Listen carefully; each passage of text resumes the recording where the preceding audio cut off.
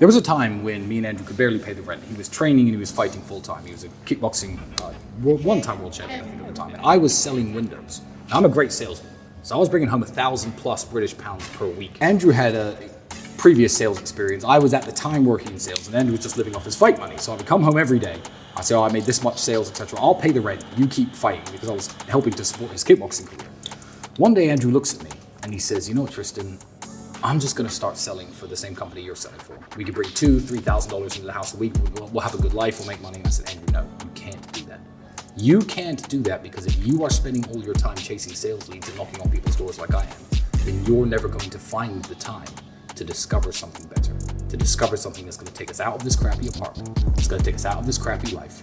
So even back then, when I was willing to work away selling windows instead of kickbox, because I got paid almost nothing. I was the European champion at my height. Most I've ever got paid was £1,000 a fight. I knew that wasn't the financially viable option for me. I was willing to sell windows to let Andrew continue to have time to train, but also have time to think. So now, everyone's like, oh, well, he's the face of this online persona, and you guys make a lot of money for it. I'm like, I'm fine behind the scenes. I'm perfectly happy. I'm not missing anything from my life with my 2 million Twitter followers. I need 6.8 million to fulfill. People will often try to, I guess, pit me against Andrew, which is the stupidest idea in the world. But they'll say stupid things to me like, your brother's more famous than you.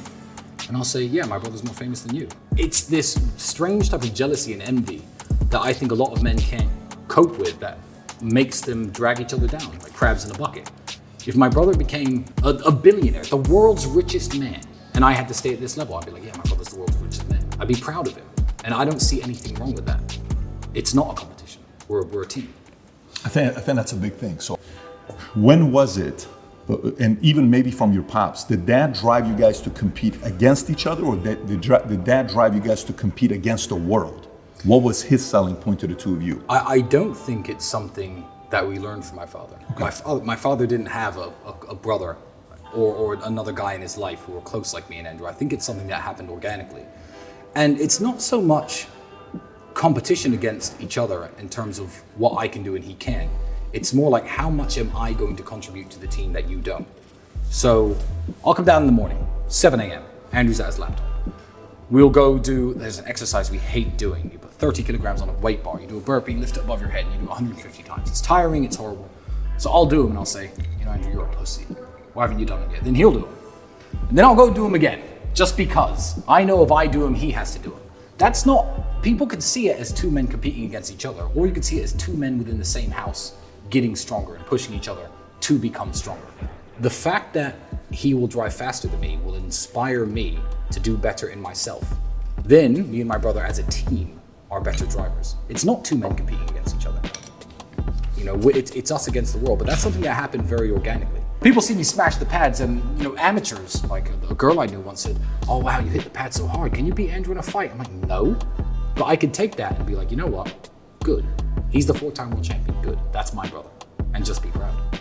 It's us against the world. It wasn't anything my father naturally instilled. I mean, he certainly wouldn't let us fight and argue with each other. He had some unconventional punishments. If we were ever arguing, he'd lock us in a cupboard together to sit there and stare at each other. What did you learn about your brother at that point? What do you think he learned about you just sitting staring for hours on end as a punishment? I think you just realize that the conflict has no benefit. You're going to end up standing in that cupboard. That's the payoff for your conflict. There's no victory competing against your brother. And we grew up in Luton, and we knew a guy named Bali. I hope Andrew hasn't told you this. No. So he was a lawyer, probably £50,000 a year, and he drove a $400,000 Ferrari, a £400,000 Ferrari, and a £500,000 Rolls Royce sometimes. And we were saying, like, do you think Bali's a drug dealer? What do you think he's up to? And he looked at us one day. I said, Bali, how do you have all this money? How do you get these fancy cars when you're just a lawyer? And you're relatively young. He was like 26, 27, about 5 or 6 years older than I was at the time. And Bali's exact answer was, I remember he said, you white people are stupid. You will have 5 sons, or your father may have 5 sons, which for someone in my culture, that's a jackpot. And this Englishman's 5 sons will all move out of the family home. They'll pay 5 rents, probably to people like me. They'll take 5 different student debts out, go out 5 different career paths. They'll get 5 different mortgages, marry 5 different women, and never see each other again. You see, my father had 5 sons. Now, I'm a lawyer. My brother's a dentist. My father's an engineer. My other brother owns a construction company. Every single skill set that they needed to flourish was within the household. So we all live in the family home. We pool our resources. Our women work together and prepare food for us. We work, and every time that we have new children or the family is expanded, we just expand the house. My brother owns a construction company, and that way, as a group, we have 3 Toyotas, 1 Ferrari, and 1 Rolls Royce, and we can all use them anytime we like. And that was what introduced me and Andrew, because we were flat broke at the time. We had nothing to share. To the idea of certainly, you know what, if we can buy a supercar together, one nice car, then we can just share that car. Yeah, it introduced us, I guess, to the concept of pooling your resources and sharing. And you know what? He's 100% right. That is a lesson you can learn from the Indians, from the Pakistanis, because it's benefited us massively. And you guys live together here in this amazing compound. And Andrew said he foresees himself living with you the rest of his days. Yeah. How much of a factor was those stories from the Punjab guys to today living in Romania? You know what? That was massive. And I don't speak to Bali anymore. So if you're out there, Bali, and you're listening, thank you for that. But people will even ask that nowadays. The way that, when you're a high net worth individual, the way things are owned is very tricky. So sometimes people will ask me, there'll be 5 cars on the drive. And, girls especially who are naive to these things, they'll be like, which ones are yours and which ones are Andrew's? My honest answer is I don't actually know. I have to look at the papers to work out exactly what, but it doesn't matter. It doesn't matter. The keys are in this box, in that room, and we can drive them whenever we like. And we never argue because there's so many. And when you build that abundance, and you build yourself to the level of wealth me and Andrew are at, what are we going to argue about?